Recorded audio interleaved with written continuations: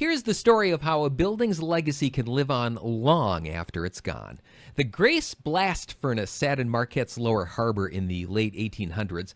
A group of Marquette investors wanted to see if they could do more with iron ore than just ship it out of town. It wasn't a success, though, and the Sandstone building sat empty until it caught fire and was torn down at the dawn of the 20th century.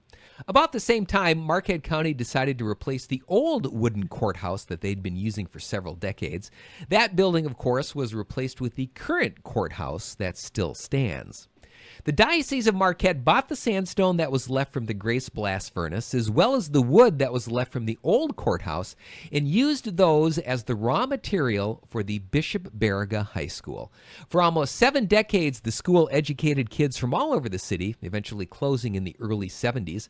A couple of years later, the building met the same fate as many of the ones we've been discussing in these videos, and was destroyed in a spectacular blaze. Once the school was torn down, Marquette's new city hall was built on that very same site. And in a subtle nod to history, sandstone was put into a few of the exterior walls. The sandstone came from the rubble of Bishop Baraga High School, and that sandstone, of course, had originally come from the Grace Blast Furnace. So the next time you're at City Hall, take a look at the walls. The sandstone that you see is on its 3rd generation of Marquette buildings.